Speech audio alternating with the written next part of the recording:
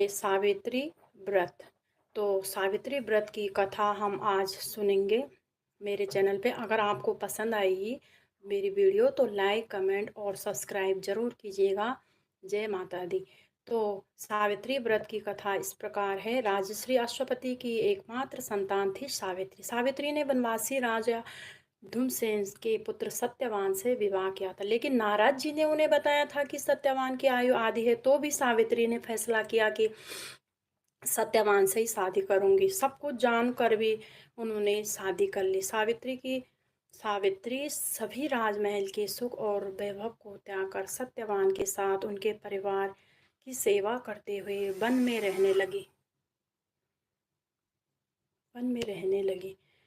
तो फिर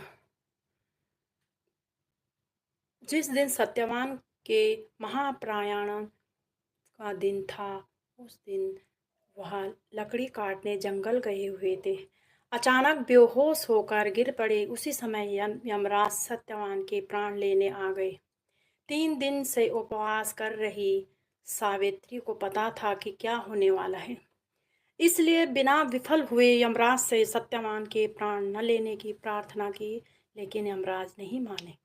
तब सावित्री ने उनके पीछे पीछे जाने लग गई और कई बार मना करने पर भी वह नहीं मानी। तो सावित्री के साहस और त्याग से यमराज प्रसन्न हुए और कोई 3 वरदान मांगने को कहा।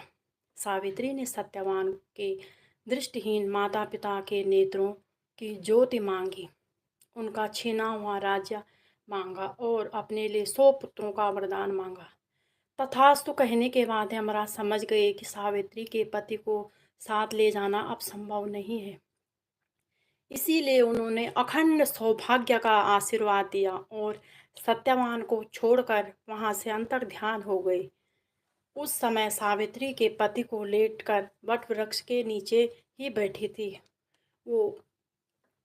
इसीलिए इस दिन महिला अपने परिवार और जीवन साथी की दीर्घ आयु की कामना करते हुए वट वृक्ष की उपासना करते हैं और वट वृक्ष पे भोग चढ़ाते हैं, पूजा अर्चना करते हैं और मन कामना हेतु पति की दीर्घ आयु के लिए वरदान हेतु कामना हेतु एक वृक्ष पे एक धागा भी बांधते हैं और वहाँ पे पूजा करते हैं। 7 बार वहाँ पर फेरे लेते हैं उसके वृक्ष के। और फिर ये बहुत ही अच्छा, मतलब हमारे पौराणिक ये कथाएं हैं जो हमें हमेशा इनका अनुसरण करना चाहिए।